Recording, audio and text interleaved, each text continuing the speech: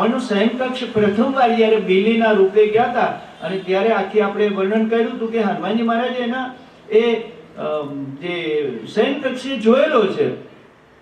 चुपके से वहां गए बजरंग बली और आहट भी नहीं हुई कदमों की, अंदर प्रवेशा છે શાંતિ થોડી અમાન્ય છે। મંદોદરી જો સુતા જાય અનદેખી કરી અને રાવણ સૂતો છે એના પલંગ પાસે ગયા છે। સુષેણે કીધું હતું કે પલંગ નીચે દબીને રાખે છે, જ્યારે જ્યારે સંજીવનીની જરૂર પડે છે ત્યારે માત્ર ખરલ અને મુસલ એની પાસે જ છે।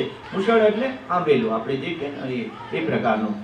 એટલે હનુમાનજી મહારાજ જોવે છે તો પોતાના છૂટા કેશ કલાપ મૂકી અને રાવણ થોડી નિંદર તો ક્યાંથી આવે, દુશ્મન જ્યાં પણ ઝૂકું આવી ગયેલું। એટલે હનુમાનજી મહારાજે એના જે વાળ છે એના પલંગારે બાંધી દીધા। है ना, वही तो हमारे किशन ने किया था गोपियों के बाल। અને એ કહાની इसलिए रोचक होती है कि महाराज की यश गाथा એના પરાક્રમોનું આપણે વર્ણન કરે છે।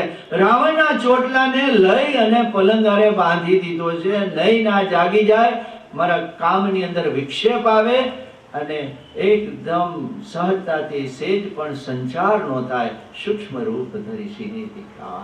જે વિરાટ સ્વરૂપ લઈ શકે છે, સૂક્ષ્મ પણ લઈ શકે છે અને સેજ પણ અવાજ કર્યા વગર મુશલ અને એ ખરલ લઈ અને નીકળ્યા છે અને ફરી પાછા વાયુ વેગે આવી અને સુષેણે કીધું હવે કઈ જોઈ છે, ગુસ્સો આવે ને માણસને, હવે એકારે બોલી જાવ ના લિસ્ટ લાંબો આપો છો તમે, આપણે કંટાળો આવે એક પ્રસંગ ભાઈ કોથમરી લેતા હોય પણ તઈ મરચાનું કહેવાય નહીં તમારે, આવું થાય તમે જોજો, એકારે બોલવામાં વાંધો। રાધે મંડળની નથી વાત કરતા, બીજાની વાત કરી છે આપણે।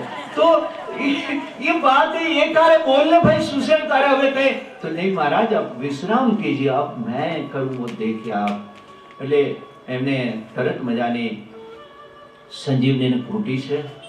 મજાની વાત તો એ છે કે વાલ્મીકૃત રામાયણ અંદર એ સંદર્ભ છે કે સંજીવનીનો એ જે શિખર આવે છે ત્યારે મૂર્છિત અવસ્થામાં જે બીજા વાનરો હતા એ તો એની મેળાએ બેઠા થઈ ગયા હતા। આ દેશનું જે આયુર્વેદ હતું ને, ભારત વર્ષનું આયુર્વેદ હતું, આપણું પ્રાચીન આયુર્વેદ હતું, એનું તાકાત હતી આ કે તમે એ દ્રવ્યો નથી આપણી પાસે રહ્યા, એ ઔષધો નથી રહ્યા, એ પરંપરાગત એ જાણનારા કોઈ વૈદ્યરા જો હવે છે નથી એમ તો ન કહી શકાય, પણ બહુ જૂજ છે, કારણ કે આપણે એલોપેથીના રવાડે ચડી ગયા। આ દેશની અંદર એલોપેથી નહોતી, 250 વર્ષ પહેલા અંગ્રેજો અહીંયા લઈ આવ્યા હતા અને આયુર્વેદે હંમેશા કીધું છે કે દેશ કાળ મુજબ તમારા ઔષધ અને તમારી ખાણીપીણી, તમારી રહેવાની ટેવ, તમારા વસ્ત્રોની ટેવ, દેશ કાળ, દરેક પાને દેશ કાળ શબ્દ આવશે।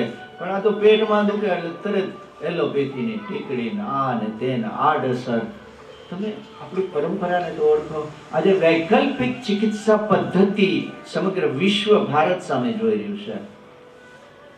સુષેણ को प्रणाम करते हुए कथा आगे बढ़ाते तो સુષેણે સંજીવનીને એ ઘૂંટવા માંડ્યા છે અને ધીરે ધીરે ધીરે જે લક્ષ્મણના પ્રાણ બ્રહ્મરંધ્રની અંદર છે ત્યાં લેપ કરે છે અને ધીરે ધીરે એ લક્ષ્મણજીના સંચાર થાય છે।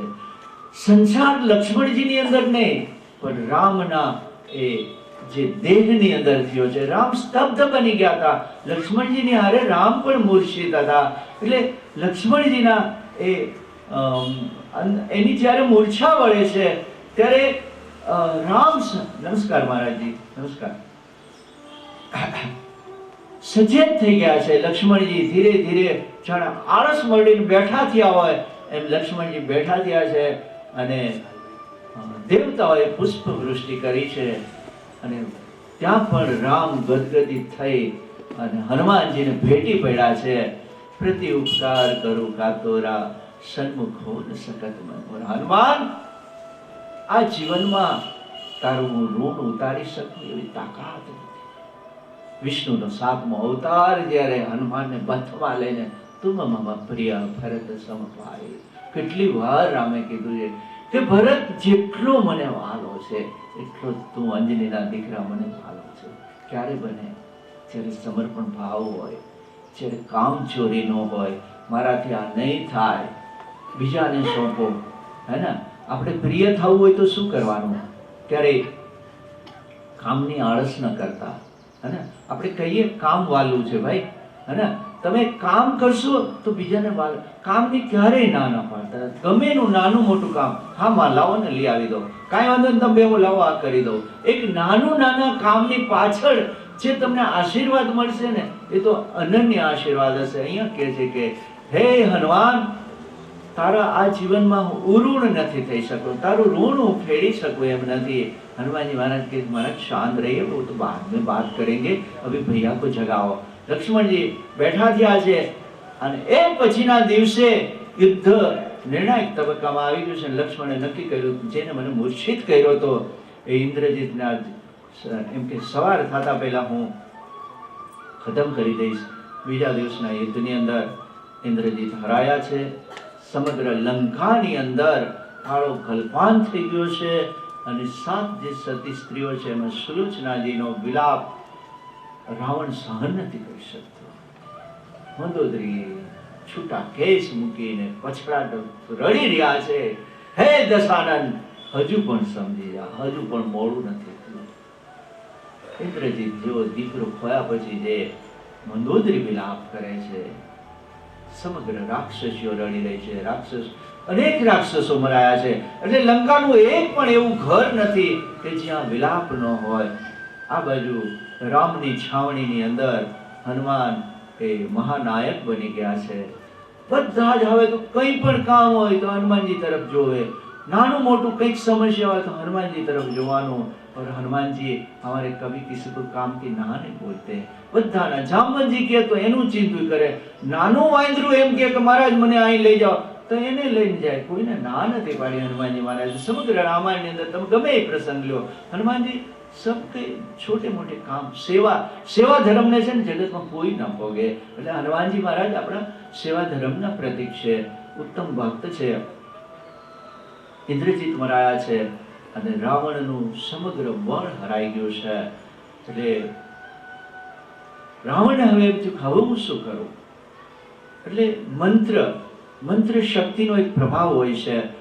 એટલે જે કારાગારમાં ભૂદેવોને રાવણે પૂરી દીધા હતા, વેદ પાઠીઓને, વાસ્તવમાં તો શું હોય છે કે જ્યારે આસુરી શક્તિ અથવા તો એક ઐશ્વર્ય અને સંપત્તિનો પ્રભાવ જ્યારે સમાજ ઉપર હોય છે ત્યારે કથા કીર્તન વેદ પાઠ ને એવું બધું ઓછું થઈ જાય. કેદમાં નાખી દેવું એટલે શું કે એની તરફ ઉપેક્ષા કરવી, ધર્મની ઉપેક્ષા કરવી. જે માત્ર સત્તા અને સંપત્તિ શોર્ટકટથી જ્યારે પૈસો આવી જાય છે ત્યારે હંમેશા ધર્મ ઉપેક્ષિત થતો હોય છે. ભગવાનને તો કે સીડી નીચે રાખી દે ને હાલશે. ભગવાનને તો આ શું કામ બને છે? કારણ કે આપણે ઐશ્વર્યનો એક પ્રભાવ છે આપણા જીવનનો. એ તો એપી સેન્ટર છે. ભગવાન તો તમારા જીવનનું મુખ્ય કેન્દ્ર છે. તમારે એને મુખ્ય સ્થાને બેસાડવા જોઈએ. પણ ના, આપણા ડેકોરેશનમાં કેમ એ તકલીફ થાય ને, આપણા બેઠક ખંડની અંદર નહીં, આ બાજુ રાખો ને એટલે વાંધો, આ નહીં, એ નહીં. ભગવાન તમને એક બાજુ રાખી દેશે. અને તમે પ્રકૃતિ શું છે, ઈશ્વર શું છે, પ્રતિબિંબ. તમે જે બિહેવિયર કરશો એનું રિફ્લેક્શન છે, સામે એ જ થશે તમારે. એટલે જીવનનું એપિસેન્ટર હનુમાનજી મહારાજના જીવનનું એપિસેન્ટર જેમ રામ છે. હનુમાન કથા કા તાત્पर्य यही है કે હનુમાનજી મહારાજે એને કેન્દ્ર સ્થાને રામને રાખ્યા છે. આજથી આપણે નિર્ણય કરી કે અમારા જીવનની અંદર તમે જેને માનો એને કેન્દ્ર સ્થાને રાખજો. બાકી બધું ગૌણ છે, બધું ગૌણ છે. ગાંધીજી છેલ્લે શું બોલ્યા હતા? હે રામ. શું બોલ્યા હતા? હે રામ. તો રામ સિવાય ઉદ્ધાર નથી. મીરા સાંઈ કીધું કે રાજા રૂઠે નગરી રાખે, રામ રૂઠો કહાં જાસુ, રાણાજી મેં તો ગોવિંદ રાગુણ ગાશું. રામ રૂઠે ને એને જગતમાં કોઈ હાંચવી ન કે. રાવણ આજે સંચિત થયો છે ને ઇન્દ્રજીત જેવો દીકરો ખોવાથી એ વિચલિત થઈ ગયો છે. અને એને વેદ પાઠી બ્રાહ્મણોને બોલાવ્યા છે અને એક મંત્ર જેના વિજય માટે જરૂરી હતો એ મંત્રનો પાઠ કરવા માટે બધાને કીધું કે તમને ડબલ દક્ષિણા દઈશ, પણ પ્રાતઃકાળ પહેલા આજે આ તમે આ પૂરું કરી દો. એટલે વેદ પાઠી બ્રાહ્મણો ત્યાં બેઠા છે. સમસ્યા એ છે કે તમે પોતે કરો અને કોઈ પાસે કામ કરાવો એમાં ઘણો બધો ફેર પડી જતો હોય છે.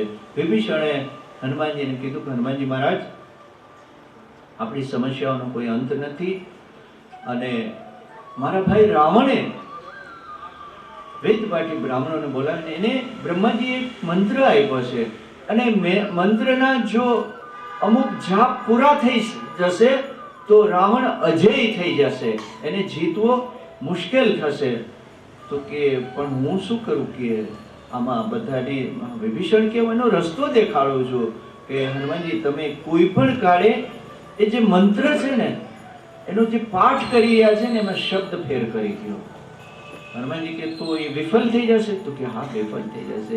એ કહાનીઓ કે પીછે આ કથાઓની અંદર આવી આડ વાત એટલા માટે આવે છે કે તમે કોઈ પણ મંત્રનું પઠન કરતા હો તો સમજીને કરવું આપણે, કારણ કે મંત્રની એક તાકાત હોય છે, હે ને?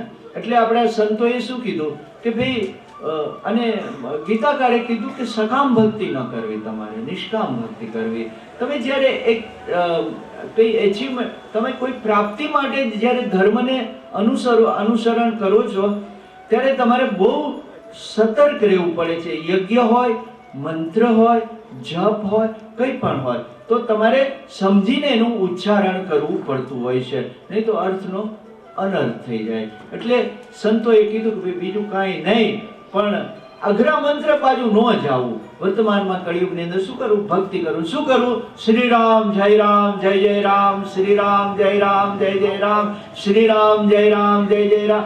સીધો મંત્ર લેવો, રાધે કૃષ્ણ રાધે કૃષ્ણ રાધે કૃષ્ણ, ઓમ નમઃ શિવાય ઓમ નમઃ શિવાય. સરળ, હે ને? એટલે બીજું કઈ આપણને ડર ન રહે. બહુ અઘરા મંત્રો લેવા જાય ને ખોટા ઉચ્ચાર થાય, નહીં ઊંધું પડે તો આપણે હવડું કરવા ગયા હોય ને હામું આવે ને બુમરેંગ થાય. એટલે હનુમાનજી મહારાજ કે મહારાજ આમાં થોડો ફેરફાર થઈ જાય, થઈ જશે. અને આ તો વેદ પાઠી હનુમાનજી મહારાજ છે, વ્યાકરણનો વ્યાખ્યાતા છે, એને ખબર છે ક્યાં શું ફેરફાર કરવો.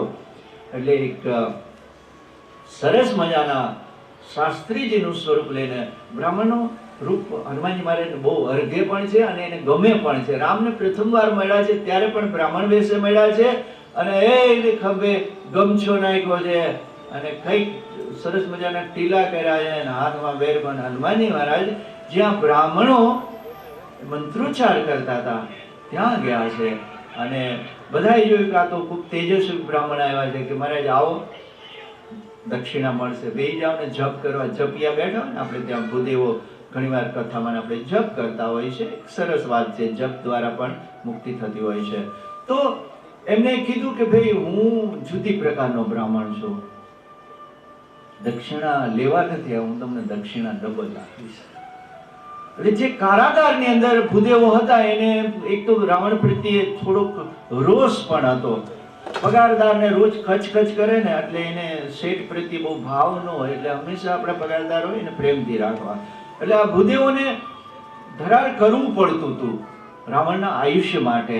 એટલે આમને એમ કીધું કે ડબલ દક્ષિણા દઈશ. એટલે પ્રલોભન આવી ગયું. એટલે એને કે મહારાજ કેટલી દક્ષિણા આપશો?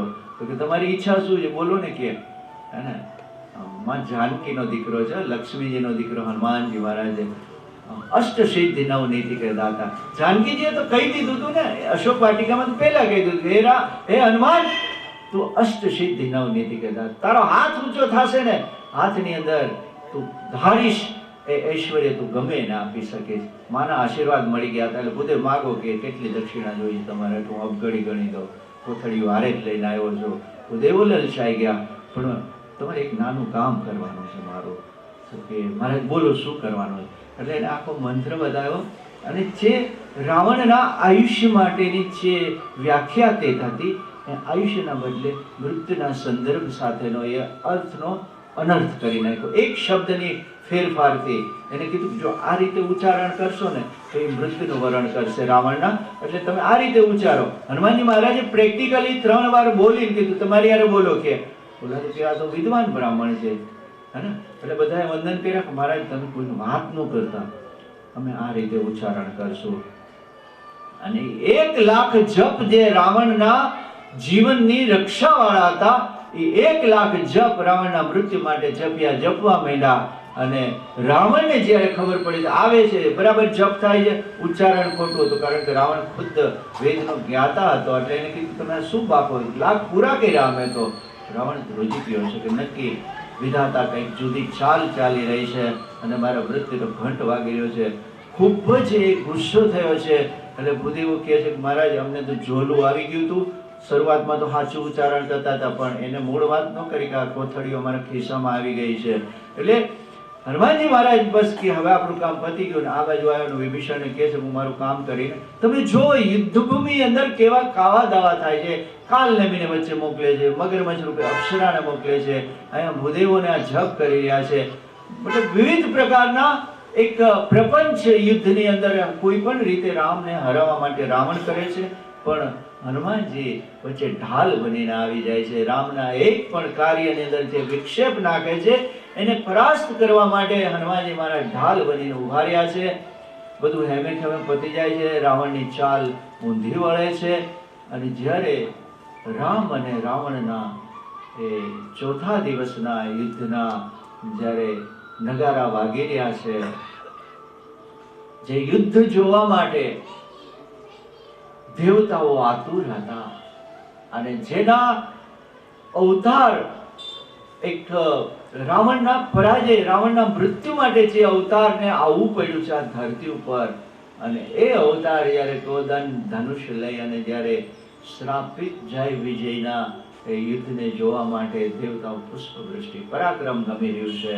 કે વિષ્ણુ જ્યારે યુદ્ધભૂમિ ઉપર ઉતરે તો કેટલા દિવ્યમાન લાગતા હશે, અને તપસ્વીના વેશની અંદર વલ્કલ ધારણી કમલદયન જેવી જેની આંખો છે, નીલકમલ જેનો જેવો દેહ છે, જેની ચોવડી છાતી છે અને ધરતી પર પગ મૂકે થડકારો લાગે એવા રામે નક્કી કર્યું છે કે આજે સાયંકાલ રાત્રિનો પ્રથમ પ્રહર શરૂ થાય એ પહેલા દશાના ધરતી પર નહીં પ્રણ લીધું છે એને. અને રામ જે પ્રણ લે છે ને, આપણે ગઈકાલે જો ને સમુદ્રની સામે એને જ્યારે ધનુષ ખેંચ્યું છે, સમુદ્ર સામે આવીને માર્ગ કરી દીધો છે. રામ જ્યારે પ્રણ લે છે અથવા તો રામનું બાણ જ્યારે એના તર્કસમાંથી બહાર આવી જાય છે ત્યારે ધરતી ધ્રુજે છે અને વસુઓના હાથમાંથી ધરતીને પકડેલા પટ્ટાઓ છૂટી જતા હોય છે. શેષ પોતાના માથા પર ધરતી ડગમગ થઈ જાય છે, પ્રલય આવે છે અને સમંદર એની માયા મૂકી દે છે. કારણ કે રઘુકુળ ભૂષણ રામ આજે પ્રણ લીધું છે કે આજે રાત્રિના પ્રથમ પ્રહર પહેલા હું દશાનંદ રાવણના ધરતી પર રહેવા દે. દેવતાઓ આતુર છે યુદ્ધ જોવા માટે. વાલ્મીક કૃત રામાયણની અંદર લખ્યું છે કે માત્ર ને માત્ર રામની સરખામણી રામ સાથે જ થઈ શકે, અને રામ રાવણના યુદ્ધ જેવું આજ દિવસ સુધી આ ધરતી પર કોઈ યુદ્ધ લડાયું નથી. કારણ કે સશક્ત સામે દુશ્મન છે, અને કારણ કે બળિયા લડે બરાબર છે. એટલે રામનો દુશ્મન પણ એટલો પ્રબળ છે. બ્રહ્માજીનું જેને વરદાન મળ્યું છે એ રાવણનો આજે અંતિમ દિવસ હતો. યુદ્ધના નગારા વાગી રહી છે, તુરી ને ભેરી, અને આજે પક્ષીઓની અંદર ચહલપહલ થઈ ગઈ છે. સરિતાઓએ પોતાના માર્ગ બદલી નાખ્યા છે, કારણ કે આવું ઘોર યુદ્ધ નતો ત્યારે ખેલાયું હતું, નથી ખેલાવાનું. બરાબર મોરચા ઉપર સમગ્ર વાનરોમાં આજે સન્નાટો વ્યાપી ગયો છે કે ક્યારેય નહીં, અને રામ પોતે આજે મોરચે આવશે એટલે બધાને આતુરતા છે. હનુમાન શાબ્દા થઈ ગયા છે, સુગ્રીવ, નળ, નીલ બધાને એમ છે કે આજે આ યુદ્ધ નિર્ણાયક તબક્કે પહોંચી ગયું છે અને બધાએ પોતપોતાનો મોરચો લઈ લીધો છે. આજે બચ્યા ખુચ્યા સેનાપતિઓ કે રાક્ષસો જે હતા એ રાવણની સાથે ગઢમાંથી બહાર આવી ગયા છે, આર પારની લડાઈ લડી રહ્યા છે. અને રાવણે જ્યારે એ પોતાના રથ ઉપર, રથનું પણ એટલું દૈદીપ્યમાન રૂપ છે, અને રાક્ષસ રાજ છે. સંપત્તિ ઘણી હતી પણ સદબુદ્ધિ નહોતી. અને સંપત્તિની સાથે જો સદ નિર્બલ કો બલ દેને વાલે બલવાનોं को दे दे ज्ञान. જો રાવણ પાસે એક સન્મતિ હોત ને તો એ તો ઇન્દ્રાસનને એનો અધિકારી હતો. આવું શાસ્ત્રોએ લખ્યું છે. પણ એક સન્મતિના અભાવે એક કરેલા ખોટા કાર્યને કારણે આજે પોતાના કુળનો નાશ કરવા બેઠો છે રાવણ. કુળનો તો ખરો પણ પોતાનો પણ આજ નાશ નોતરાઈ રહ્યો છે. અને એ જ રાવણ યુદ્ધભૂમિની અંદર આવે છે, શણગારેલો રથ છે, એના જે અશ્વો છે, અશ્વની જગ્યાએ એને અસુરોને જોડ્યા છે, અને કલ્પના ન આવે એવા દૈત્યો એના રથ સાથે જોડાયેલા છે. કોઈના કાન લાંબા છે, કોઈની જીભ બહાર આવી ગઈ છે, વિવિધ પ્રકારના દૈત્યોને એના રથ સાથે જોડેલા છે. અને આકાશમાંથી એમ લાગે કે કોઈ ઉલ્કા ઉતરી રહી છે, ઉલ્કા પિંડ ઉતરી રહ્યો છે. એ રીતે રાવણ પોતાના રથ સાથે યુદ્ધભૂમિની અંદર મંડરાઈ રહ્યો છે. વાનર સેનાની અંદર ફરી પાછું કુંભકર્ણ આવ્યો ત્યારે જે નાસભાગ થઈ હતી એનાથી ડબલ નાસભાગ આજે એ યુદ્ધભૂમિ પર થઈ રહી છે, માત્ર સ્વસ્થ હોય અમારે હનુમાનજી મહારાજ. અને એને ખબર હતી કે આજનો દિવસ ખૂબ નિર્ણાયક છે. તમે કોઈ પણ વિપરીત સમયે વિચલિત થઈ જાઓ, પરિણામ નહીં મળે. તમે એકદમ ડામાડોળ થઈ જાઓ. જીવનમાં એવા ઘણા પ્રસંગો આવે છે કે માણસ નાની એવી સમસ્યાઓની અંદર એ પોતે દિશાવિહીન બની જાય. આમાં શું કરું, આમાં શું કરું, બેબાકડા બની જાય. હંમેશા હનુમાન કથા અમારી એ કહી રહી છે કે તમે જ્યારે વિકટ પરિસ્થિતિમાં હો ને, તો ત્યારે તમારે સ્વસ્થતા વધુ રાખવાની. બીમાર પડે, કોઈને કઈ લાગી ગયું હોય, ક્યાંય એક્સિડન્ટ થયું હોય, તો ઘાઘા ન થવું આપણે કહીએ ને. પણ ત્યારે જ તમે કેટલા ધાર્મિક છો, કેટલા તમે એક અંદરથી સ્ટેબલ છો, સ્વસ્થ છો, એની ખબર પડે છે તમને. વિપરીત સમયે તમારે જે એક બેલેન્સ રાખવાનું છે. હમારી કથાઓ કે પીછે ક્યાં કહાની? આજ કે વિપરીત પરિસ્થિતિની અંદર તમે સ્વસ્થ રહ્યો. અને આપણે અગાઉ પણ કીધું હતું કે હનુમાનજી મહારાજ પોતાના સ્વમુખે બોલ્યા છે કે जिस व्यक्ति का अपने मन मस्तिष्क पर अंकुश है वो किसी को भी पराजित कर सकता है. આપણે અગાઉ પણ કીધું કે જે વ્યક્તિનું મન મસ્તિષ્ક, એના મસ્તિષ્ક ઉપર એક અંકુશ છે, આપણે મન ઉપર અંકુશ નથી, એટલે વિહવળ થઈ જઈએ છીએ. આપણે નાની એવી સમસ્યાઓની અંદર ઘેરાઈ જઈએ એટલે તરત આપણે ભાગમ ભાગ કરીએ. ના, વિકટની પરિસ્થિતિ વખતે તો તમારે વધુ એક સ્વસ્થ રહેવું પડતું હોય છે. તમે જોજો કે વાસ્તવમાં સમસ્યા હોતી જ નથી હોતી. આપણા ભયના કારણે સમસ્યા મોટી લાગતી હોય છે. અને પછી જ્યારે બધું હરખું થાય, ઓય ઓય અમે તો છે ને આમ થઈ ગયું, આ થઈ ગયું, આવી ખબર જ નહોતી, લે આવું જ હતું હાવ એમ. ત્યારે આપણે પછી કહીએ છીએ આપણે, પણ ત્યાં સુધી તો આખા ઘરને એને શેરીને એને ફોન ઉપર ફોન ને બધા ઘાંઘા થઈ જાય બધા. ના, એવું નહીં. કથા સાંભળ્યા પછી આપણામાં ગુણ એ વિકસિત થવો જોઈએ કે જીવનના રામ રાવણના યુદ્ધમાં આપણે નથી જવાનું. હનુમાનજી મહારાજ, આપણે તો જીવન સંગ્રામ લડવાનો છે. અને એ આપણી સમસ્યાઓ હંમેશા નાની મોટી તો રહેવાની છે. તો હનુમાન કથામાંથી આપણે બોધપાઠ લેશું. હનુમાનજી મહારાજ પૂરે સ્વસ્થ ખડે આપણી ગદા લે કે કુબેરે આપેલી ગદા છે અને ઉભા છે કે રામની પડછાયો બનીને ઉભા છે. હે ને, મોરચો મંડાઈ ગયો છે અને સામસામા એ યુદ્ધના લલકાર થઈ ગયા છે. અને અહીંયા હનુમાનજી મહારાજ એ રાવણ સામે આવી ગયો છે અને ભગવાન રામે એને પડકાર ફેંક્યો છે, હે દશાનન, હે રાવણ, વનની અંદર, અરણ્યની અંદર તો વૈદેહી એકલી હતી અને એ અવળા હતી, અને તું એને અપહરણ કરીને લઈ આવ્યો, એમાં તારી શું મહાનતા હતી. આજ હું તારી સામે આ મોરચો માંડીને બેઠો. જો તું વાસ્તવમાં એક સુરવીર હો તો તારે છદ્મવેશ લેવાની કોઈ જરૂર નથી. કઈ વાંધો નહીં, તે જે કર્યું એનું પરિણામ ભોગવવા માટે આજે હવે હું તારી સામે રઘુકુળ નો એક સંતાન ઊભું છે. અમારી પરંપરા રહી છે. અરે મારા પ્રપિતામહ દિલીપ થી માંડી અને મહારાજા દશરથ ને રઘુનો અમારો ઇતિહાસ છે. અમે રઘુવંશીઓ છીએ. પ્રાણ જાય મારું વચન, મારું વચન મેં મારા સ્વમુખે કીધું છે કે આજ હું તારો નાશ કરીશ. અને દિશાઓની અંદર ભલકારા થવા માંડ્યા છે, નોબતો વાગી રહી છે, ચીચીયારીઓ થઈ રહી છે, સમળીઓના ઝુંડ ને ઝુંડ લંકાની આકાશની અંદર મંડરાવા રહી ગયા છે. અને પર્વત, ત્રિકૂટ પર્વતની ગુફાઓની અંદર ગીધડાઓ માંસના લોચાઓ ખાવા માટે આતુર છે. આજે રાક્ષસોનો ધ્વંસ થવાનો છે. પેટ ભરીને આપણે આજે માંસની મિજબાનીઓ કરીશું. એક વિકરાળ સ્વરૂપ જોગણીઓ પોતાના ખપ્પર લઈને લોહી પીવા માટે આતુર છે. વિવિધ ખડગો, તલવારો, ભાલાઓ, સાંગ, તોમર, શંખનાદ થઈ રહ્યા છે. ક્યાંક એક નગારે અને યુદ્ધ નિર્ણાયક પરિસ્થિતિની અંદર આવી રહ્યું છે. સામસામા જુદા જુદા શસ્ત્રો દ્વારા પ્રહાર કરી રહ્યા છે, કારણ કે બંને બલિષ્ઠ છે. રાવણ પાસે એટલા શસ્ત્રો છે, વર્ણન કરીએ તો કદાચ એનો પાર ન આવે. એટલા શસ્ત્રો રાવણે ભેગા કર્યા છે. અને આજે જગત આ બધા શસ્ત્રો ઉપર બેઠું છે.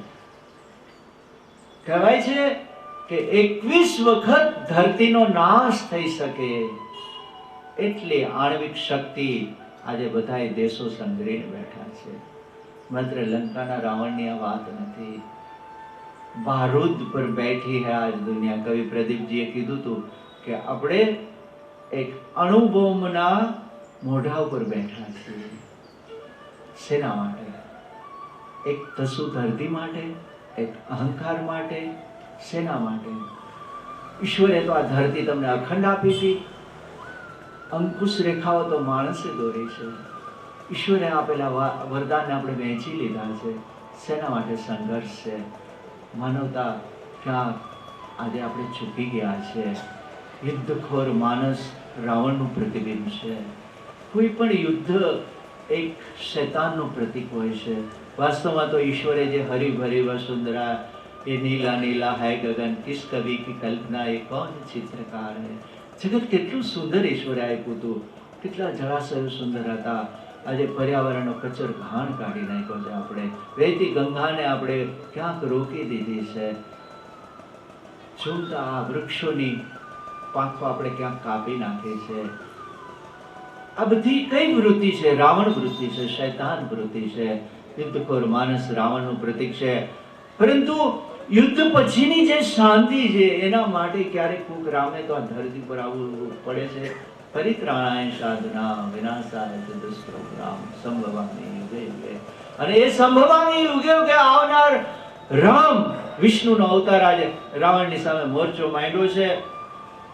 અને ધીરે ધીરે બધા જ શસ્ત્ર અસ્ત્ર આયુધોનો પ્રયોગ થઈ રહ્યો છે.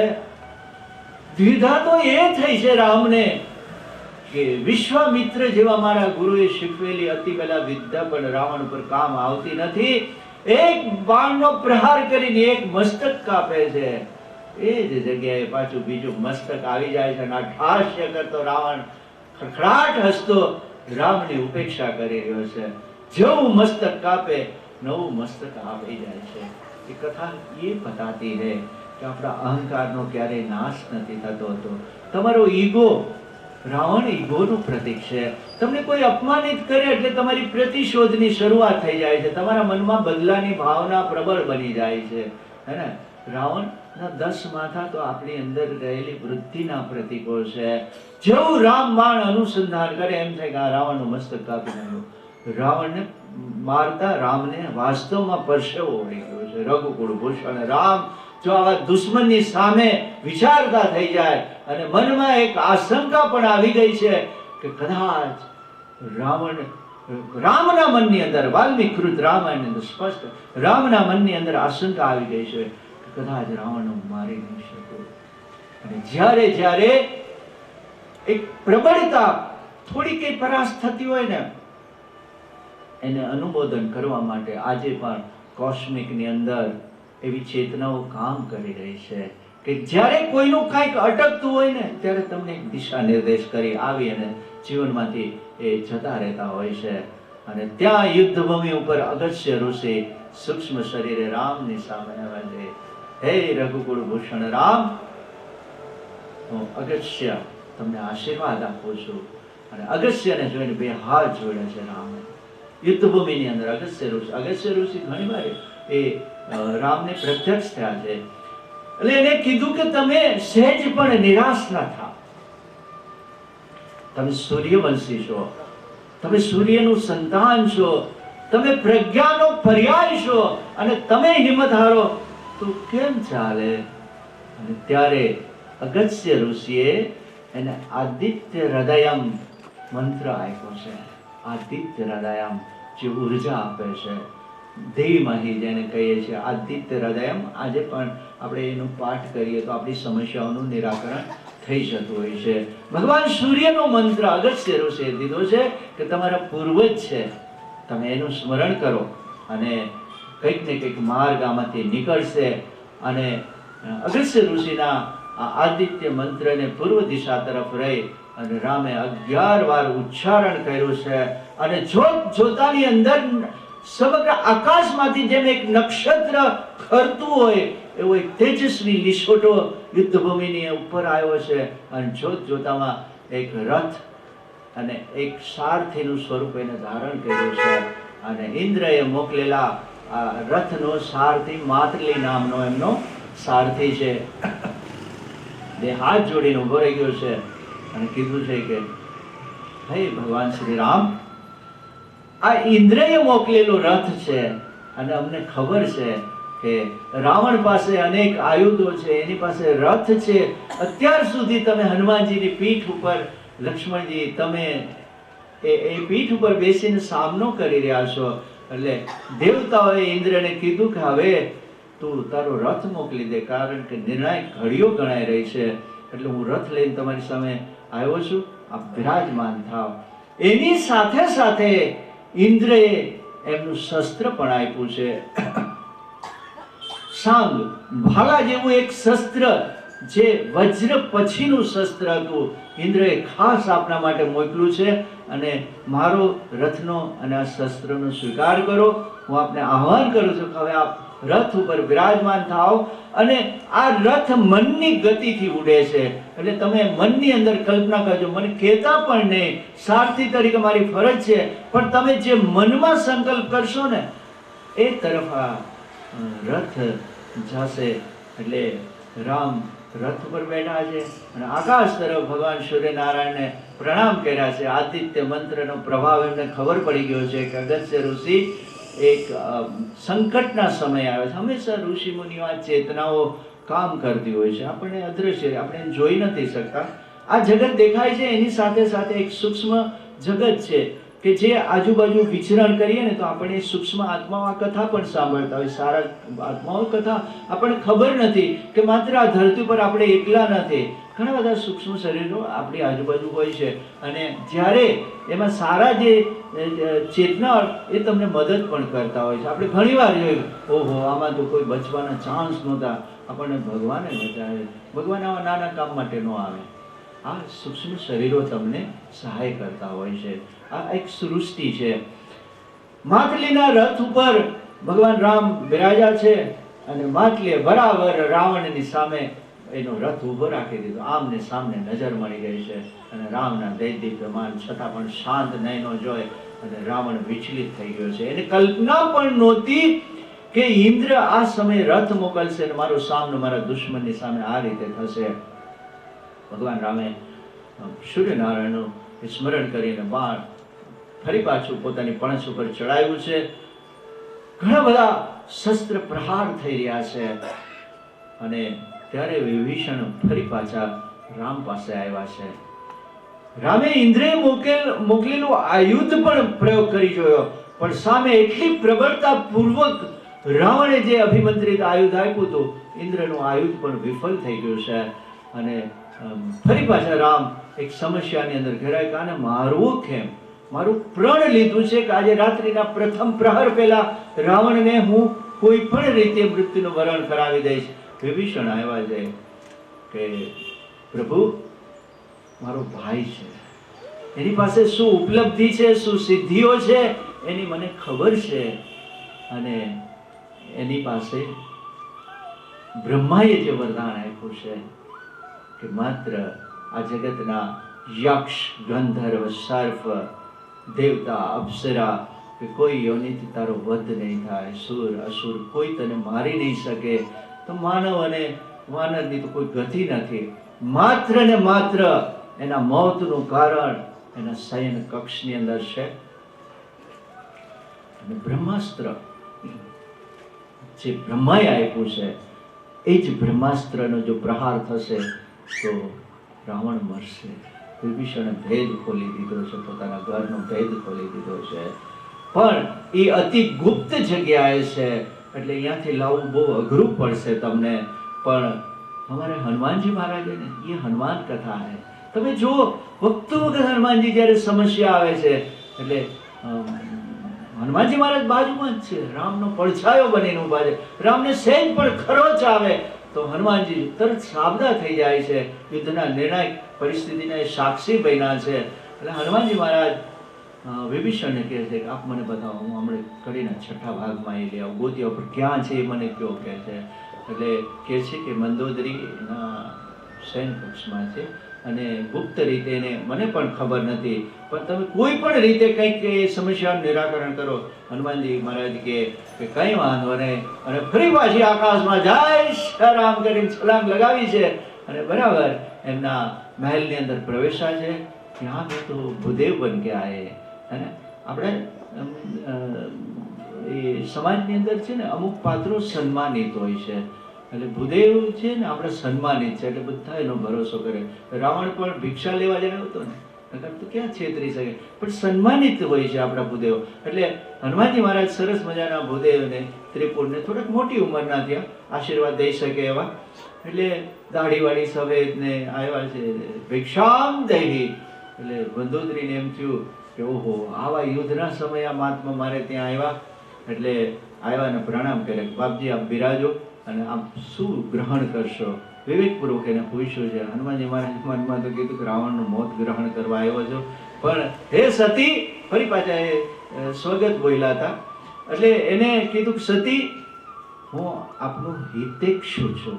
દેવી, તમે તો ખૂબ એક સંસ્કારી દીકરી છો, અને તમારી વાત થાય, આ રાવણ તમારું કીધું ન કર્યું તો હા મહારાજ શું કરું કે મેં કંઈ બાકી નહોતું. ઇન્દ્રજીત, અક્ષય, મારા બધા સંતાનો, મારું રાક્ષસ કુળ, અમારું કુટુંબ હોમાઈ ગયું, પણ આને ન ભોગાનું. પણ એ પેટ ઠાલવતા હોય, કોઈક થોડોક ઓથ દે ને એટલે બધી સમસ્યાઓ શેરીના નાકે બધા કે ભાઈ આના કારણે આ બધું થયું છે. એટલે હનુમાનજી મહારાજ કે જો દીકરી, કે તમે બહુ ચિંતા કરો માં, પણ રાવણનું મૃત્યુ જે બ્રહ્માસ્ત્રમાં છે ને એની ખબર રામને પડી ગઈ છે, અને દુશ્મનોને એની ખબર પડી ગઈ છે. એટલે હું તમને ચેતવવા માટે આવ્યો છું. જો હનુમાનજી મહારાજ કેટલા એ આઈડિયા કેટલા છે એમને જો તો ખરા, કેટલી યુક્તિ કરે છે હનુમાન કથાની અંદર હનુમાનજી મહારાજ. એટલે કે તમે જ્યાં જે મૂક્યું હોય ને એ બધાને ખબર પડી ગઈ છે કે, એટલે અહીંયાથી લઈ અને બીજે હંતાડી દો કે કહા થા કહા પતા હનુમાનજી મહારાજ કો. બરાબર ચોખ્ખની નજર રાખી કે દ્રૌપદી ક્યાં ગયા, દ્રૌપદી ક્યાંય ન ગયા, પણ એમના આવાસની અંદર જે મુખ્ય સ્તંભ હતો એ સ્તંભની અંદર એને એક કળ દબાવી અને સ્તંભનું અંદરથી એક દ્વાર ખોલ્યું. એક મોટો સ્તંભ હતો એટલે બહારનું ખોલ્યું. હે ને આપણે ઓલા કાળા રૂપિયા સંતાવવા માટે બાથરૂમ ઉપર ખાના કરે ને પૈસાદાર પ્રવીણદાનભાઈ, હે ને આઈટી માંથી છૂપવા માટે પછી પોટલા કોકની ગેલેરીઓમાં નાખવા પડે, હે ને બારીમાંથી હાથમાંથી આવ સમસ્યા આજુ. એટલે એક એ પિલર ની અંદર એવું પારનું અને એની અંદર બ્રહ્માસ્ત્ર છુપાયેલું. એટલે એ મંદોદરીજીને તો એમ થયું કે આ તો મહાત્માને શું ખબર પડે આમાં, અને વાસ્તવમાં તો મહાત્મા એ લેવા માટે જ આવ્યા હતા. અને જેવું મંદોદરીએ બ્રહ્માસ્ત્ર જાળવી અને બીજે લઈને જતા હતા અને ઝટ મારીને હનુમાનજી હોપ બધાય જય શ્રી રામ કરી અને બ્રહ્માસ્ત્ર લઈ લીધું છે. અને મંદોદરી જોતા રહ્યા છે, મંદોદરીને જવાબ દેવાય રોકાયા નથી. અને હનુમાનજી મહારાજો ફરી પાછી યુદ્ધ ભૂમિ પર ગયા છે, છલાંગ લગાવી અને રામની સામે પ્રત્યક્ષ કરી દીધું. લીજીએ મેરે રામ, આપ કહે और हम न कर सके, તમે કહેતા હો મુશ્किल नहीं है कुछ भी अगर ठान लीजिए. હું સંકલ્પ કરું ને સંકલ્પ તો તું પૂરો કરે છે, સંકલ્પ મારો છે પણ પરિણામ તો તારું છે. હનુમાનજી મહારાજ પોતે ક્યાંય પોતાનો શ્રેય નથી લેતા, અને યુદ્ધ ભૂમિ ઉપર હોવા છતાં, રાવણ સામે હોવા છતાં એક મુસ્કાન સાથે હનુમાનજી તરફ દ્રષ્ટિ રાખી છે અને બ્રહ્માસ્ત્ર હાથમાં લીધું છે. સંધ્યા પૂરી થઈ છે, રાત્રિના પ્રથમ પ્રહરની શરૂઆત થઈ રહી છે, અને વિષ્ણુના 7મા અવતારે અંતિમ સાધ્ય એ બ્રહ્માસ્ત્ર પોતાના હાથમાં લીધું છે. જળાશયોની અંદર હાહાકાર મચી ગયો છે, પૃથ્વી થળકવા લાગી છે, દિશાઓના પટ્ટા છૂટી ગયા છે, આકાશમાં દેવતાઓ વિવિધ એ વાદ્યો વગાડી રહ્યા છે, અપ્સરાઓ નૃત્યગાન કરી રહી છે, કિન્નર ગાઈ રહ્યા છે, ગંધર્વો પોતાની વીણાના તાર છેડી રહ્યા છે, યક્ષ ગંધર્વ કિન્નર સમગ્ર કાયનાત, આજે સ્વર્ગીય કાયનાત બ્રહ્માંડીયની અંદર તિર્યન સ્વેદજ અંડજ બધી સૃષ્ટિઓ આ યુદ્ધને જોવા માટે આતુર છે. અને અંતે ભગવાન રામે એ બ્રહ્માસ્ત્ર પોતાના હાથમાં લીધું છે, પોતાના પૂર્વજોને યાદ કર્યા છે, અને જગતની અંદર આજે હું એક મારા દુશ્મનનો વધ કરું છું, અને બ્રહ્માસ્ત્રનું બ્રહ્માજીનું સ્મરણ કરી અને અનુસંધાન કર્યું છે. અને એ શસ્ત્ર ભયાનક શસ્ત્ર રાવણ તરફ ગયું છે, અને રાવણ એક મહાકાય પહાડ તૂટે એમ લોહીની નિક્કો વહી છે, મસ્તક કપાઈ ગયા છે, ભુજાઓ કપાઈ ગઈ છે અને સમગ્ર એનું જે રોંઢ મોઢ છે એ ધરતી ઉપર પછડાયું છે. બોલીએ જય શ્રીરામ, જય હનુમાન. યુદ્ધ ભૂમિની અંદર આજે રાવણ મરાયો છે અને વધુ ને વધુ જો મનમાં રાજી થયા હોય અમારા હનુમાનજી કે આજે લંકામાં આવું અમારું સાર્થક થઈ ગયું છે, રાક્ષસોની અંદર નાશ ભાગ થઈ ગઈ છે. અને લંકામાં જ્યારે ખબર પડે છે કે રાવણ નું મૃત્યુ થયું છે, ભાઈનું લખલખું વ્યાપી ગયું છે, બધા નાશભાગ કરી રહ્યા છે. કોણ બચ્યું હતું? માત્ર વૃદ્ધો, અપંગ, અશક્ત, બીમાર લોકો. બાકી તો સમગ્ર રાક્ષસ કુળનું નિકંદન એમ જ નીકળી ગયું હતું. છતાં પણ ભયભીત થઈને બધા ભાગ્યા છે. થોડા ઘણા રહ્યા હતા એ પણ પોતાનો જીવ બચાવવા માટે જઈ રહ્યા છે. અને જ્યારે રામ માટલી રથ લઈ અને યુદ્ધભૂમિ પર નીચે આવે છે આકાશમાંથી, અને પ્રથમ એને વિભીષણ મળે છે. રામના ખભે માથું નાખીને વિભીષણ રહ્યા છે. ગમે એમ તો ભાર. વિભીષણ કહે છે કે હે રામ, વાસ્તવમાં એક કુમાર કે હતો મારો ભાઈ, એક ખોટા રાહબર મળવાથી એને ખોટી દિશા મળી હતી. વાસ્તવમાં આટલા એક વિરાટ વ્યક્તિત્વને ગુમાવી અને મને આજે દુઃખ થાય છે. જો વિભીષણ વિલાપ કરી રહ્યા છે. અને વિભીષણ જ્યારે રામની છાવણીમાં આવ્યા હતા ત્યારે પણ એને કીધું હતું કે હું તમારી સાથે છું, પણ રાક્ષસ સામે હું હથિયાર નહીં ઉપાડું, ગમે એમ તો મારું કુળ છે, મારું કુટુંબ છે. વિભીષણને આશ્વસ્ત કરે છે કે હે વિભીષણ, તમે સંતાપ કરો માં, કારણ કે રાવણનું મૃત્યુ કોઈ સામાન્ય મૃત્યુ નથી. યુદ્ધભૂમિની અંદર સંવાદ રામ કરી રહ્યા છે કે આવો એક ઐશ્વર્યવાન દુશ્મન મેં હજી સુધી ક્યાંય જોયો નથી. અને સૂર્યમંડળને ભેદી અને એનો આત્મા જઈ રહ્યો છે. તમે જુઓ, એક વીર ક્ષત્રિયને છાજે એવું મૃત્યુ રાવણને થયું છે. અને વીરના મૃત્યુ પછી કોઈ રડવું ન જોઈએ. રાવણ સાથે મારે કોઈ અંગત દુશ્મનાવટ નહોતી, પણ ધર્મથી ક્યાંક એ પગથિયું ચૂકી ગયો હતો અને એટલે મારે મારવું પડ્યો છે. મારે કોઈ અંગત બીજી દુશ્મનાવટ નથી, મારે મારવાનું કોઈ કારણ નથી. એને વિભીષણ આશ્વસ્ત કરે છે. અને આખી વાનર સેનાની અંદર એક હર્ષની લહેરખી ઉઠી ગઈ છે કે અબ કોઈ ગુલશન ના ઉજડે, અબ હમ આઝાદ રહે. હવે બધું જ પૂરું થઈ ગયું છે. જામવંત આવ્યા છે, નળ, નીલ, સુગ્રીવ ઘાયલ થઈ ગયા છે બધા જ. અને રથ લેવા માટે ઇન્દ્ર પોતે આવ્યા છે ત્યાં, અને રામને નમસ્કાર કરીને ઉભા છે યુદ્ધભૂમિની અંદર. અને ઇન્દ્ર પાસે એવું દેવત્વ હતું એટલે એને રામને વિનંતી કરી, મહારાજ કોઈ નાની મોટી સેવા હોય તો મને બતાવો. કેમ છે જો પરિસ્થિતિ કેવી બની હતી, જ્યારે સંજીવની આવે છે ત્યારે રાક્ષસો સાજા થઈ જવા જોઈએ ને, પણ ના, રાવણનો અહંકાર એટલો હતો કે યુદ્ધભૂમિની અંદર મરેલા તમામ રાક્ષસોના શબ એને દરિયામાં પધરાવી દીધા હતા કે આંકડા હાચા ન આપવા પડે. કોરોનામાં ક્યાં હાચા આંકડા આવ્યા હતા, હે? તો એ રાક્ષસો સંજીવનીથી જીવિત ન થયા, પણ આ વાનર સેનાના જે શબ હતા યુદ્ધભૂમિની અંદર એમ જ હતા. કથા में ये आया है કે ઇન્દ્ર પાસે એવી શક્તિ હતી. શક્ય છે કે ત્યારે વિજ્ઞાન એટલું આગળ વધ્યું હશે, કોઈ ચમત્કાર નથી. ઇન્દ્રને કીધું કે જો તમારે સેવા જ કરવી હોય તો વાનરોનું આયુષ્ય ફરી પાછું આપો, ઘાયલ વાનરો માટે તમે કંઈક કરો.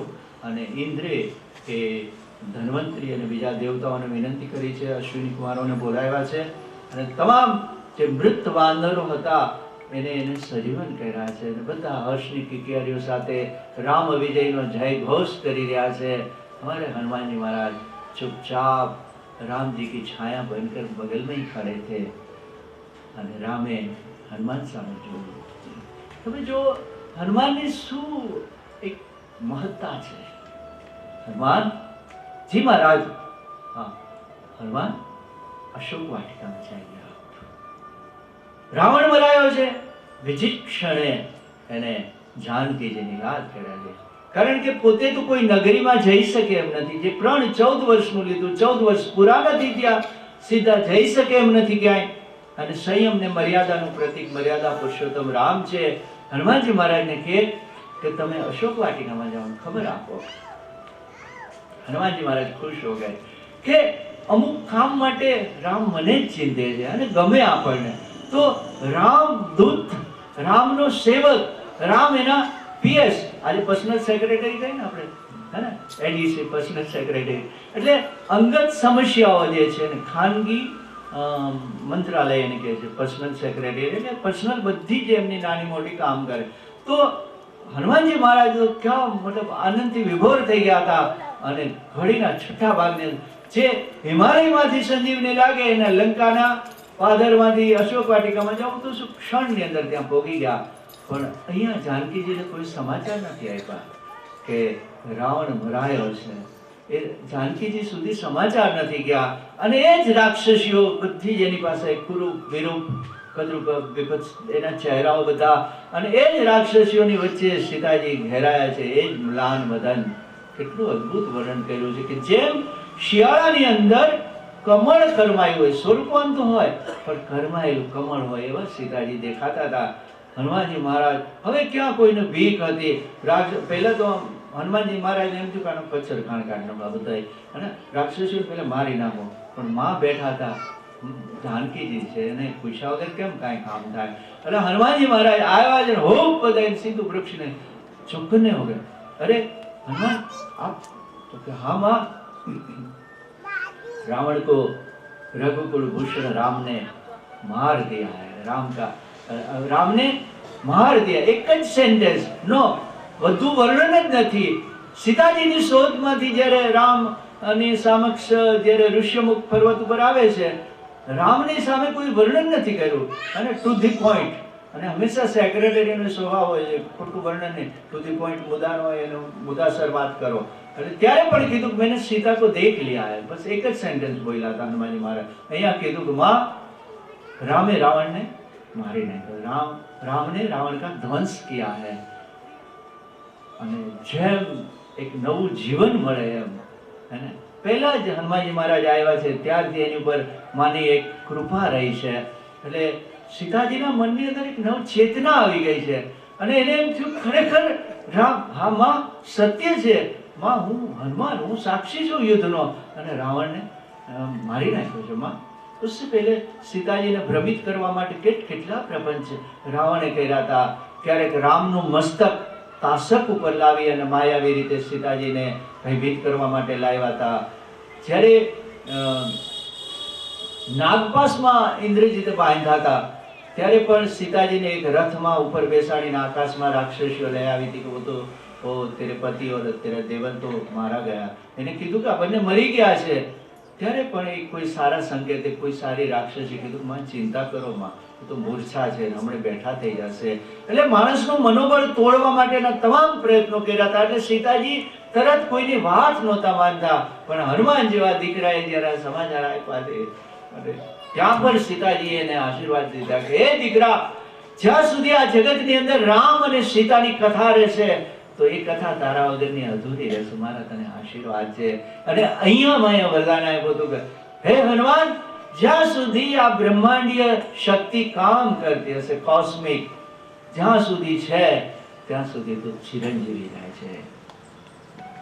આ વાત જાનકી ચિરંજીવી હમારા હનુમાનજી મહારાજ को दिया था आशीर्वाद.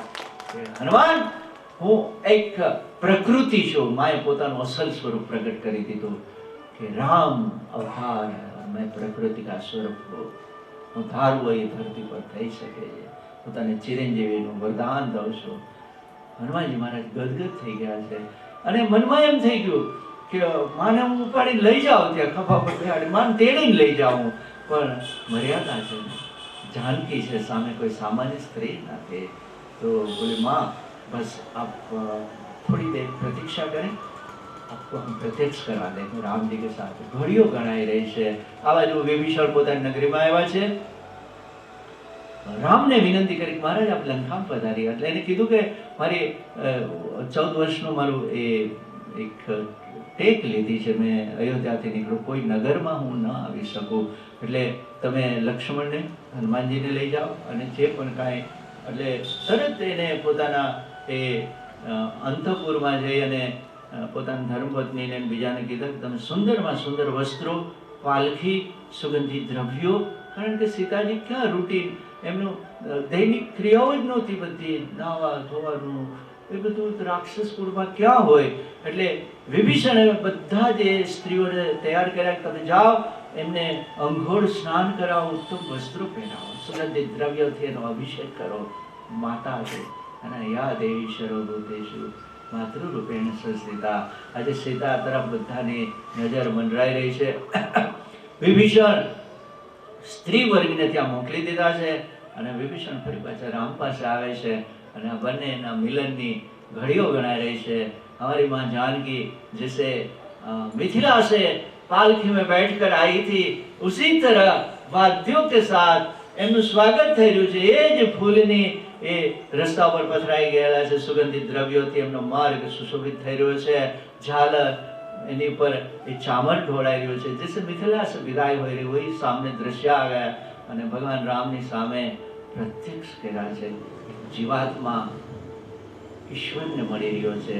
ઈશ્વરથી ક્યાંક છૂટો પડેલો જીવ ફરી પાછો પોતાના રામ તત્વ પાસે આવી ગયો છે.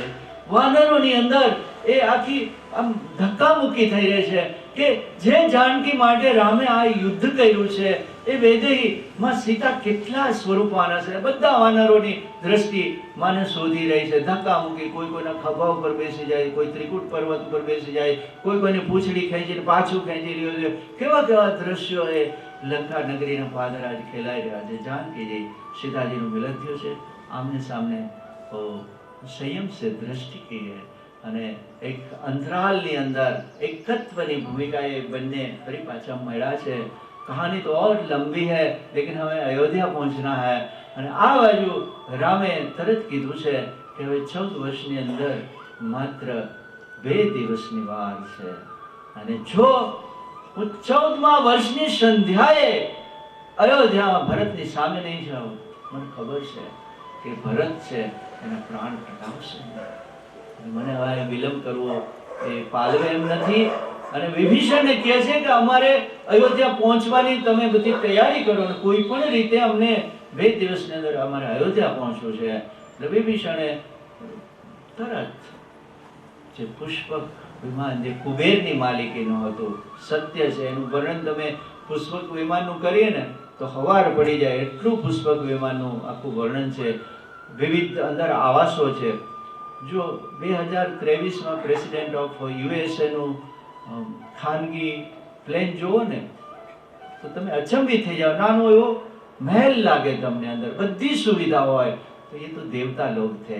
કુબેર હે, વિશ્વના મેઇન ફાઇનાન્સ મિનિસ્ટર કુબેર. હવે એમાં તો શું બાકી હોય, એનું વિમાન કેવું હોય એનું. એટલે બહુ જ સરસ રીતે શણગારેલું વિમાન હતું. અને વિભીષણે કીધું મહારાજ તમે થોડા દિવસ લંકામાં રોકાવ એવી અભિપ્સા હતી, આને પવિત્ર થઈ જવા, દૈત્યની ભૂમિ હતી, તમારા પુનિત પગલા પડત તો અહીંયા થોડીક સન્મતિ આવત, સદબુદ્ધિ આવત, પણ રામ પાબંધ છે સમયના અને મર્યાદા પુરુષોત્તમ રામ છે. પુષ્પક વિમાન આવ્યું છે અને રામ તો કસોટી કરે છે બધાની. એટલે પોતે જાનકીજીની સાથે આ બાજુ લક્ષ્મણ ઉભા છે ધનુષ લઈ, રામજી બેઠા છે પોતાના એક સિંહાસન ઉપર. અંદર એમની બેસવાની વ્યવસ્થા થઈ ગઈ. જાનકીજી સુંદર વસ્ત્રો પરિધાન કરીને બેઠા છે. એટલે રામને થોડીક કસોટી કરે. એટલે ઈચ્છે છે કે સુગ્રીવને એમ કહે છે કે તમે મને જે મદદ કરી છે એનો હું કોઈ પણ કાળે તમારો આભાર નથી માની શકું એમ. એટલે હવે તમે બધા કિષ્કિંધા જાઓ, ત્યાં પણ રાજ તમારું રેઢું છે, અંગત અહીંયા છે, તમે અહીંયા છો, બધા વાનર અહીંયા છે, તો તમારે હવે તમારું રાજ સંભાળવું જોઈએ, તમે ત્યાં વયા જાઓ. બીજા જે રીછના જામવંતજીને કીધું કે જામવંતજી તમને મારે ક્યાં જવાનું કેવું, કારણ કે તમે તો દ્વાપરમાં રહેવાના છો, એટલે તમારે ક્યાં જવાનું છે, તમે જ્યાં વિચરણ કરતા હોય તમે જો આ પાત્રો કેટલા આયુષ્ય ભોગવે છે. એટલે રામે બધાને એ કીધું છે કે તમે, પણ એ તો કસોટી હતી એટલે બધાના મોઢા વેલા થઈ ગયા છે. અને છેલ્લા કેટલા એ દિવસોથી હારે રહ્યા છે, એનો પ્રાણ તત્વ બની ગયા છે રામ. એટલે સુગ્રીવ કહે છે કે મહારાજ મૂળ જો સ્વભાવ છે ને, એને સુગ્રીવને ખબર પડી ગઈ કે કઈ અયોધ્યા કઈ થોડી જ લંકા છે, ત્યાં તો કાયદો અને વ્યવસ્થા બને, લો એન્ડ ઓર્ડર છે, બધું જ છે ત્યાં. અને આ અટકચાળી મારી કોમ લઈને જાઓ અહીંયા તો આ તો રેડ ભફેડ કરી દે અને અમારું નાક કપાવે. આ બધા વાંદરા અહીંયા લઈને જાઓ તો કુદાકૂદ કરે અને માં કૌશલ્યાજી સુમિત્રા રામને ઠપકો દે. આવું આ બધા લાવલસ. એટલે પહેલી સરસ સુગ્રીવે કીધું મહારાજ અમને આવવા દો ને થોડાક દી, તો શરત સાથે કે આ કોઈ અટકચાળો નહીં કરે એની ખાતરી. મુસ્કુરાય હમારે રામલાલા. રામજીએ કીધું કઈ વાંધો નહીં, આવો આવો તમ તારે બધા. એટલે બધા વિભીષણજીને પણ એ આશ્વસ્ત કરે છે. રહી વાત અમારે હનુમાનજી મહારાજ કે, અને રામ તો કેવું બધું કરતા હોય તો, એટલે હનુમાનજી મહારાજને કહે છે કે હનુમાનજી મહારાજ હું ઘણી વાર કહી શકું છું કે તમારું ઋણ હું ફેરી શકું એમ નથી. એને કહેતા નથી કે તમે એ જાઓ, નથી કહેતા રામ તમે. એટલે હનુમાનજી મહારાજને થોડું એમ થાય ને કે પણ રામનો સેવક છે, કોઈ બદલાથી એને સેવા નથી કરી, અને કંઈક હું તારા માટે કરું તો આના માટે કરું, એ હનુમાનના મનમાં ભાવ ન હોય. અને કેવા એનો એક મહાન સંતની ભૂમિકા, નિષ્કામ, હે ને, સ્પૃહા ન કોઈ સ્પૃહા નથી. રામ આદેશ આપે કંઈથી ઉપરથી પડ તો પડી જાય. આ વ્યક્તિત્વ હનુમાનજી મહારાજનું. એટલે હનુમાનજી મહારાજને કહે છે કે હનુમાનજી મહારાજ કઈ છે, કઈ ઈચ્છા વિચાર કઈ જોઈએ છે? બે હાથ જોડીને સજે લાખે અમારે હનુમાનજી મહારાજને કહ્યું મહારાજ શેષ જીવન રહી ગયેલી મારી થોડી ઘણી જો જીવન હશે, ચિરંજીવીના માયા આશીર્વાદ મહારાજ તુમી ધરતી આકાશ અમારે. હે રામ મારો શ્વાસ પણ તું છો, મારી ધરતી પણ તું છો અને આકાશ પણ તું છો. મારું શેષ જીવન, મારું જેટલું પણ કાંઈ આયુષ્ય હોય તારી સેવામાં વીતે એવા આશીર્વાદ દો. અને આ ત્યારે જ શક્ય છે કે મને તમારી સાથે રાખો. અહર્નિશ મારું ગંતવ્ય, મારું જીવનનું તમે જ હશો. એટલે મુસ્કુરા કે भगवान राम ने हाथ थाम लिया हमारे हनुमान जी महाराज का कि हनुमान जी महाराज आप पधारी, अयोध्या आपकी राह देख रही है. અને હનુમાનજી મહારાજ પુષ્પક વિમાનમાં બેઠા છે, ધ્વજા પતાકાઓ સાથે આકાશની અંદર ધ્વનિ થતું આખું પુષ્પક વિમાન આકાશ માર્ગે ઉડ્ડયન થયું છે. લંકાના નર નારીઓએ વિદાય આપી છે, કારણ કે ભયભીત હતા કે અમને મારી નાખે છે. પણ શરણાગતને હંમેશા અભય આપનાર રામ ક્યારેય કોઈ ઉપર પ્રહાર નથી કર્યો, માત્ર ને માત્ર એક રાવણને મારવા માટે નિમિત્ત બન્યા છે. આકાશ માર્ગે આવતું પુષ્પક વિમાન અયોધ્યાથી થોડું દૂર રહે છે, અને ઉપર આવતા જે જે સ્થળો છે जानकी जी ने बताया कि हाँ यही था, तो वैदे ही हमारा आश्रम, और यहाँ ही वशिष्ठ जी मिले थे, अरुंधति के साथ जो संवाद हुआ था तो यही कुटीर में हुआ था. બધા સ્થળો ઉપરથી ઓબ્ઝર્વ કરતા કરતા એ દેખાડે છે કે અહીંયા હતા, ये गंगा तट आया, यही तो केवट मेला नाम है. ઉપરથી બધું જોવે છે, જેમને તો હેલિકોપ્ટર નથી જોવે ને ફ્લડ વખતે, એ રીતે રામ અને જાનકીજી ને પુષ્પક વિમાનમાંથી બેઠા બેઠા બધું જોવે છે. તો હનુમાનજી મહારાજ પણ જોવે છે બધું કે હા ઋષ્યમુખ પર્વત આવ્યો, અહીંયાથી રામ મળ્યા હતા. બધા આનંદિત રોમાંચ થઈ રહ્યો છે કે અયોધ્યા કેવી હશે, રામના માં કેવા હશે, એના ભરતજી કેવા હશે, શત્રુઘ્ન કેવા હશે. આવું બધાની ઈચ્છા થાય કે કેવું હશે એનું રહેવાનું રામનું.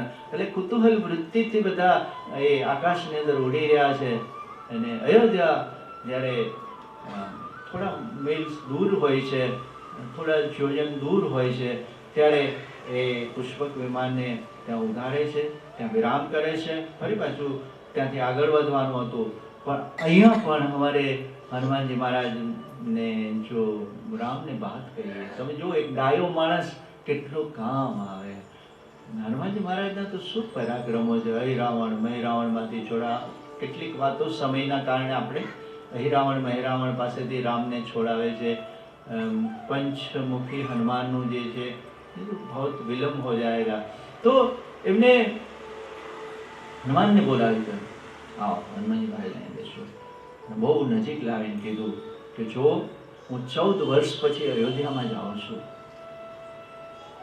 અને રાજ્ય સત્તા કે ધન આ વસ્તુ એવી છે કે માણસને મોહ થઈ જાય. મારો ભાઈ ભરત નક્ષિક વિરક્ત વ્યક્તિ છે, મને ખબર છે, મને સહેજ પણ વિશ્વાસ નથી. પણ હનુમાન તમે સમજી શકો છો કે શક્ય છે કે 14 વર્ષ સુધી એને અયોધ્યાનું શાસન કર્યું છે.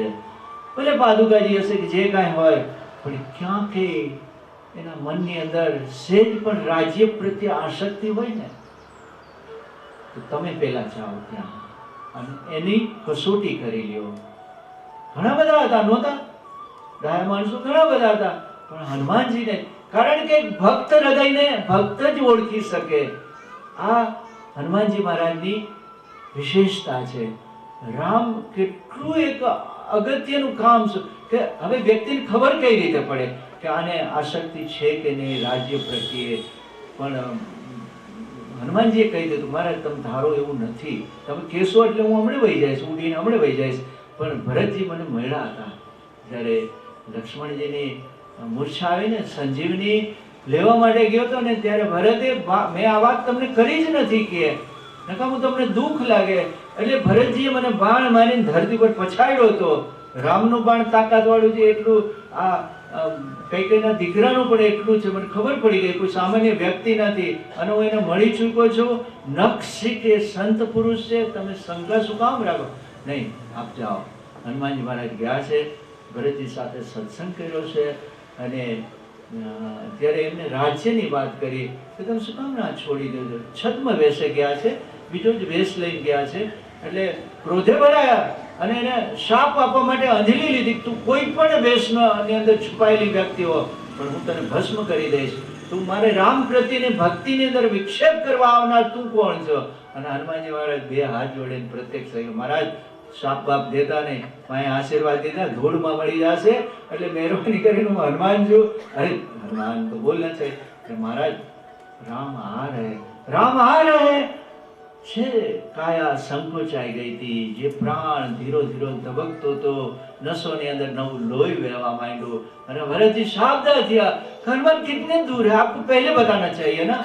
પહેલા આવીને તારે સમાચાર દેવા જોઈએ ને, અયોધ્યામાં રેડ પકડ હશે, શણગારવાની હોય, બધાને કહેવાનું હોય, માં વિલાપ કરતા હશે અને રામ આ રહે. બસ આટલું સાંભળી અને ભરતજી ઊભા નથી રહ્યા, પોતાના એ જ વલકલ, એ જ દાઢી, એ જ કેશની સાથે ગયા છે અને પોતાના મંત્રીઓને ભેગા કરે. કારણ કે શાસન તો બરાબર હાલતું હતું અયોધ્યાનું, પણ એક વિરક્ત વ્યક્તિ, એક ઋષિના રૂપમાં ભરતજી ચલાવતા હતા. બધાને બોલાવ્યા છે કે આજે કોઈ કમી ન રહેવી જોઈએ. તમે શેરીઓ શણગારો, તમે વંદનવાર લગાવો, તમે દીપ જ્યોતિ પ્રગટો. આજે આખી અયોધ્યાની અંદર જેમ રાધે મંડળે બધા નવા નવા વસ્ત્રો પહેરીને રોજ આવે છે, એ રીતે તમે બધી આખી અયોધ્યાને તમે શણગારો. અમારા પટેલભાઈ, આ ભાઈ આપણા નિમાવતભાઈ જેમ રોજ સજી ધજીને આવે છે, એમ બધા તમે તૈયાર થઈને આવો. કોઈ જરાય તમે કઈ લોભ કરતા ને. ભરતજીએ બધા કોઠા અને જે કાંઈ હતું કે ભાઈ તમે ખર્ચો કરવા. મેરે રામ આવે, મેરા પિયા ઘર આયા હો રામજી, રામ આ રહે, આટલું કીધું તો ભરતનો તો આનંદ. શત્રુઘ્ન, માતાઓની અંદર પ્રાણ ધબકતો, રામ આ રહે. કૌશલ્યાએ કેશ બાંધી લીધા પોતાના. સુમિત્રા, મેરે લખન આ રહે, મેરે રામ આ રહે.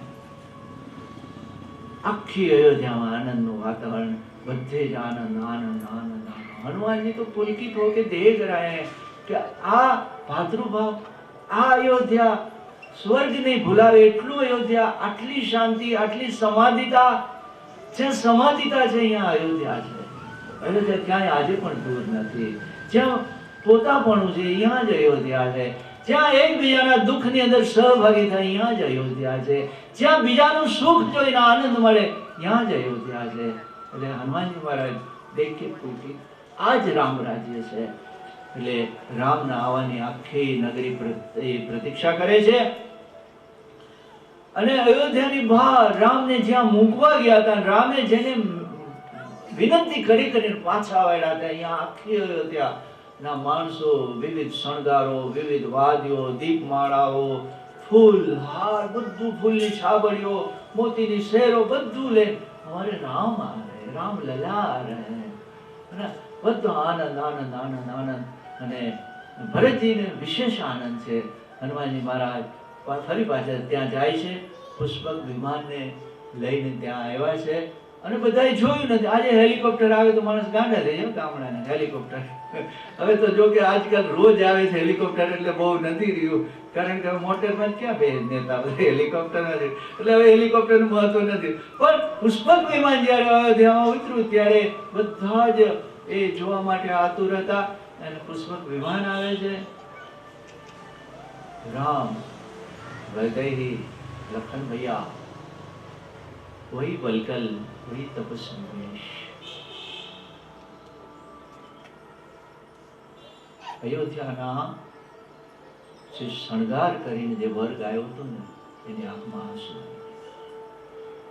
हम सजे धजे और हमारे राम बलकल में ये तपस्वी के वेश में 14 વર્ષથી વડના દૂધથી જટાયુ બાંધેલી સજળ બમ થઈ ગઈ. કોઈ ત્રિપુંડ, કોઈ કોદન ધનુષ્ય, ખુલ્લી છાતી, માત્ર વલકલ. જાનકીજીની જે ગ્લાની ભરેલી મુખ મુદ્રા, રાક્ષસના ઘરે છે ભોગવેલી પ્રતાડના म्लान बदन जानकी, यही है वो वैदेही जो मिथिला से आई थी फूल की कली बनकर. यही है हमारी वैदेही. संताप व्यापी. तो कोई वांधो नहीं, અમે ફરી પાછા અમારા રામને હતા એવા કરી નાખશું. અને ઈષ્ટ પ્રત્યેનો જો ભાવ તો જો બધા જ વાજતે ગાજતે રથની અંદર एक तरफ हमारे शत्रुघ्न भैया हैं, भरत जी आगे चल रहे हैं, हनुमान जी महाराज બધાથી આગળ રસ્તો કરો. રામનો રથ આવી રહ્યો છે. જો કેવા સેવક છે. અને અવ્યવસ્થા જરાય ન હાલે. આ તો રામનું અયોધ્યા છે. અહીંયા લો એન્ડ ઓર્ડર બરાબર હોય, ટ્રાફિકના નિયમ બરાબર થવા છે. હનુમાનજી महाराज आगे चल रहे हैं, रथने आवा दो.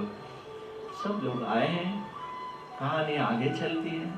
अयोध्या में काफी साल वर्ष बीत गए. રામનો રાજ્યાભિષેક થયો છે. ઘણા બધા પ્રસંગો છે.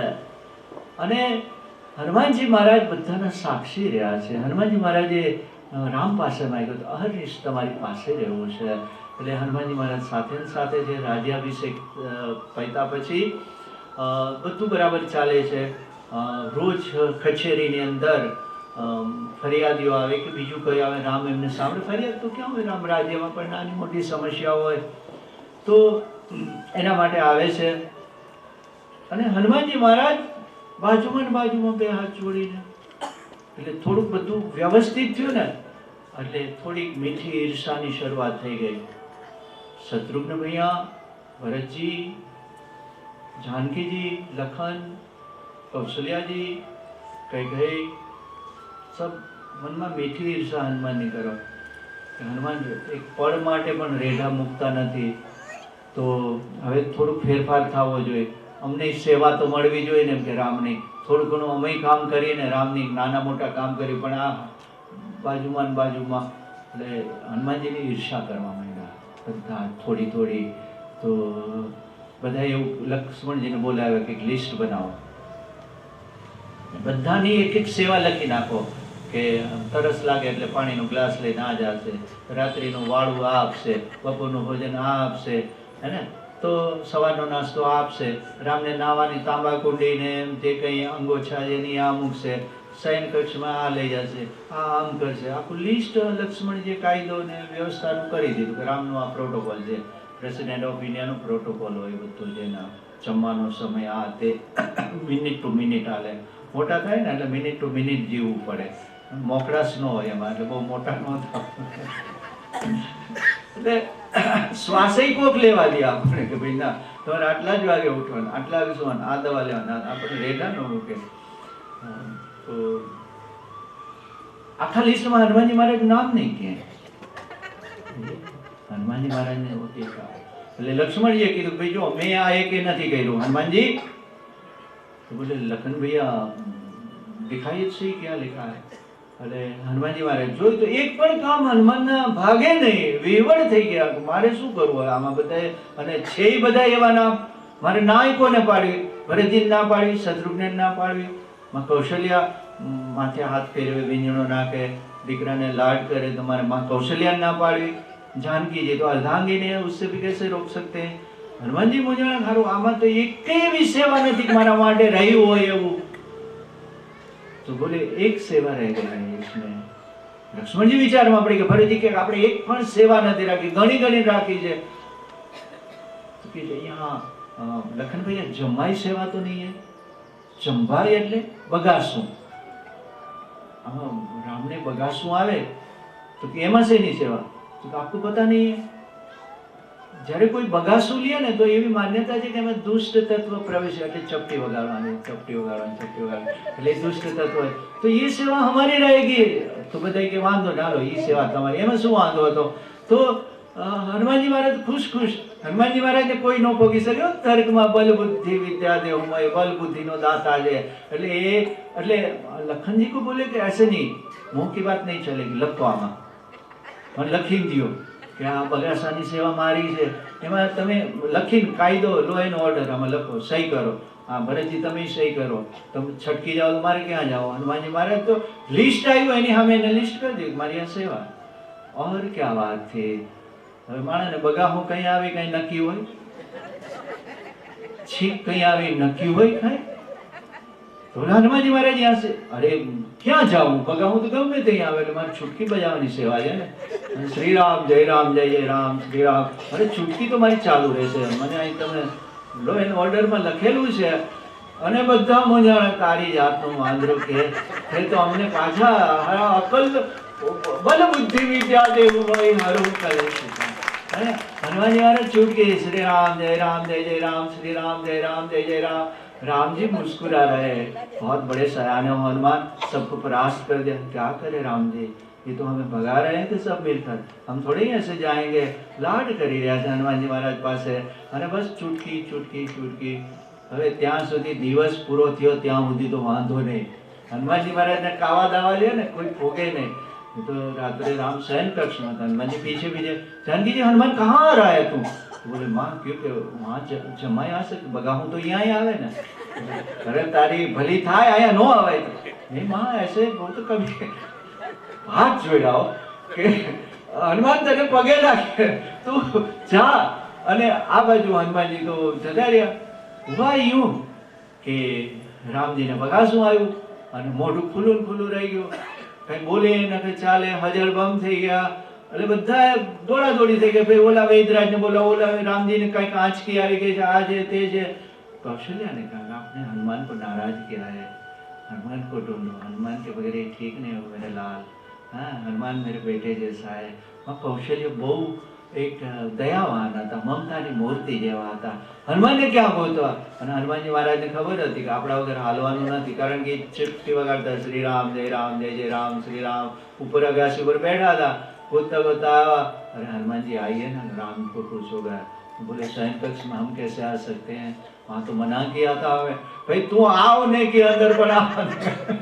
अरे हमारे हनुमान जी महाराज वहाँ आए और चुटकी बजाई राम स्वस्थ दे गया देखो हनुमान टीम में ठीक है आप हमारे साथ हैं तो बराबर नहीं किया हुआ मानी गया बधाई तो क्या आप राम के बगल में ही बैठेंगे और चुटकी बजाएंगे और हनुमान ये आपकी सेवा आपके पास रहेगी दिल जीत लिया है ना પોતે યુક્તિપૂર્વક બધાના વહાલા લાગે છે હનુમાનજી મહારાજ બધાની સાથે और एक दिन ऐसा हुआ कि हनुमान जी महाराज नहाने जा रहे थे अयोध्या में तो घણા બધા અવળચંડા હોય ને દિલ્હી બોલી દુકાનો આપણે કરિયાણાની ને બધું ત્યાં જ મળતું વીઠભાઈની દુકાનમાં તેલે મળે ને ઘાસલેટે મળે ને કાથીની દોરીએ મળે ને ગોળે મળે ને જે જોતું એક દુકાનમાં જ બધું મળે हनुमान जी महाराज जा रहे थे देख अटक चाड़ा व्यापारी हनुमान जी महाराज ने बोला अरे बजरंग बली यहाँ आओ कुछ खाओ पियो अरे बजरंग बली हनुमान जी महाराज हाँ बताइए सेठ जी क्या है अरे एक तो बात बताओ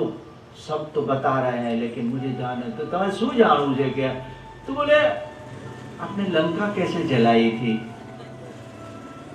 हनुमान जी महाराज ने क्यों देखा हाँ अटक चाड़ो लगे हवे लंका थी नहीं मुझे देखना है लंका कैसे जलाई थी आपने मुझे दिखाएंगे हाँ देखाड़ू ने કે તને શું વાંધો છે લંકા કેમ હરકી જોઈ છે ને તારે તો કે હા તો કે તારા આ દુકાનમાં કઈ જૂના હૂતર ને કાથી ને એવું છે તો કે છે ને તો બાંધ મારા પૂંછડે કે અને તેલના ડબ્બામાં એમ જબોડ અને પછી એને હળગાવટ ને હું તને દેખાડું કઈ રીતે મેં હળગાવી હતી એટલે ઓ વેપારી તો ખુશ થઈ ગયો તમે જો તમે કોક ક્યારેક કોકનો અહિત કરવાનું ઈચ્છો ને तो वास्तव में तो तमारो जहित थतो હોય છે ये कहानी क्या है हनुमान जी महाराज की पूंछ में आग लग गई और हनुमान जी महाराज फिर घूमने लगे बाहर नो गया हनुमान जी महाराज એ તેલના ડબ્બા અને ઘીના ડબ્બા અને જે કઈ હળગાવે છે એની દુકાનમાં આગ લગા.